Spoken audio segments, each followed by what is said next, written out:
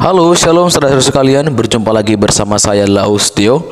Nah, kali ini saya ingin mau komentari tentang sebuah postingan di platform TikTok yang memposting dan mengatakan bahwa di dalam kitab Wahyu pasal 22 ayat 9 itu adalah merupakan perkataan Yesus yang menyuruh agar penulis kitab Wahyu jangan menyembah Dia melainkan Allah. Nah, ini adalah merupakan satu kesalahan yang fatal yang dilakukan oleh orang yang tidak bertanggung jawab itu, karena dia tidak membaca secara keseluruhan di pada bagian nats itu. Nah, memang secara ringkas, memang ketika kita membaca kitab Wahyu adalah merupakan bacaan yang sangat memukau, karena di dalam kitab Wahyu kita menemukan banyak hal yang juga membuat kita tidak mengerti. Tetap ada pertanyaan yang terus-menerus menghantui dan diajukan orang Kristen, yaitu apa arti dari semuanya itu. Nah, ada satu buku tentang kitab Wahyu yang ditulis oleh Richard D. Phillips, pendeta senior di Second Presbyterian of Grand Hill, South California. Bahkan dia juga adalah seorang ketua Philadelphia Conference of Reformed Teologi dan seorang koeditor dari Seni Reform Expository Commentary. Nah, melalui buku yang ditulis oleh Richard Phillips tentang kitab Wahyu ini, dia memberikan sebuah studi yang secara menyeluruh dan mendalam bagi para pendeta, juga bagi hamba-hamba Tuhan, khususnya bagi para teolog, yang pada buku itu dia selalu menyoroti tema tentang pemerintahan Kristus yang berdaulat atas sejarah untuk keselamatan gerejanya. Dan di dalam buku itu dia juga menjelaskan bahwa Rasul Yohanes menulis bukunya itu kitab Wahyu ini. Di dalam buku ini memberikan keterangan bahwa buku ini jelas-jelas ditulis oleh Rasul Yohanes dengan maksud agar dapat dipahami oleh orang-orang nyata. Dan secara dengan hati-hati juga Richard Phillips mencatat bagaimana simbolisme buku itu bekerja, atau bagaimana simbolisme kitab itu bekerja. Dan bukan hanya cukup di situ, Richard Phillips dan juga memberikan penjelasan maknanya kepada para pembaca, khususnya sampai saat ini. Bahkan sepanjang perjalanan dalam membaca buku ini, pembaca akan melihat kemuliaan Kristus sebagai imam dan raja yang ditinggikan bagi umatnya. Dan juga kita akan menemukan pola iman yang kuat, yang dengannya juga kita dapat bergabung dengan orang Kristen dari segala usia di dalam kemenangan. Artinya di dalam buku kitab Wahyu yang ditulis oleh Richard Phillips ini, kita menemukan banyak hal. Kita menemukan pemberitaan Kristus yang berdaulat dan bahkan juga sejarah keselamatan bagi gerejanya, dan juga maksud-maksud yang lain. Dan yang lebih luar biasa lagi, bahwa buku ini diakui para kalangan teolog terkemuka. Salah satunya adalah Harry L. Reeder, yang adalah seorang pendeta senior gereja Presbyterian di Briarwood, ya, di Birmingham. Dia mengatakan bahwa lewat pemeliharaan Allah, Richard Phillips telah menyediakan aset yang sangat luar biasa bagi siapa saja, dan termasuk semua orang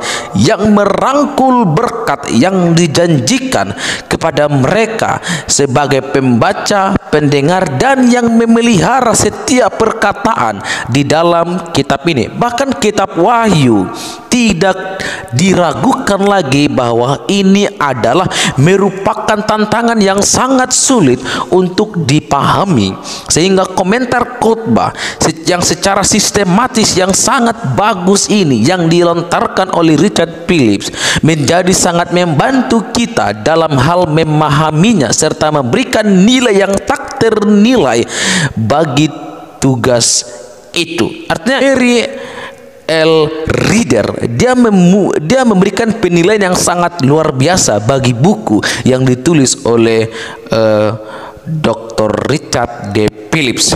Oke, kita masuk di dalam pembahasan selanjutnya.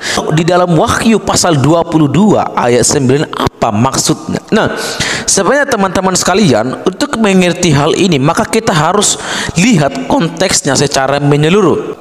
Tapi saya hanya ingin membaca 2 ayat saja, yang saya mulai dari Wahyu pasal 22 ayat 8 sampai ke 9. Wahyu pasal 22 ayat 8, demikian bunyi firman Tuhan, dan aku Yohanes, akulah yang telah mendengar dan melihat semuanya itu, dan setelah aku mendengar dan melihatnya, aku tersungkur di depan kaki malaikat yang telah menunjukkan semuanya itu kepadaku untuk menyembahnya. Artinya di dalam ayat ke-28 ini Yohanes memberikan kesaksian bahwa Yohaneslah yang telah mendengar dan melihat semua penglihatan di dalam Wahyu pasal 1 sampai pasal 21. Dan dia bukan hanya mendengar dan melihat, bahkan tersungkur di mana?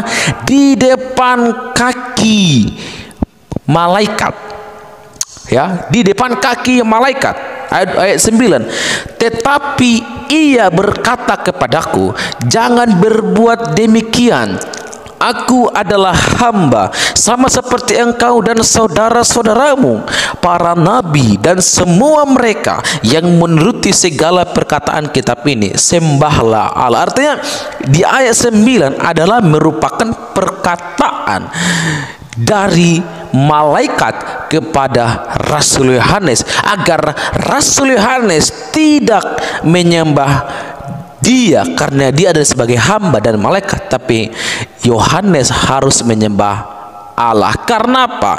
Di dalam Wahyu pasal 22 ayat 8 sampai ayat ke-9 ini yang baru saya baca tadi, di sana kita menemukan bahwa ada sebuah alur cerita tentang kekeliruan Yohanes.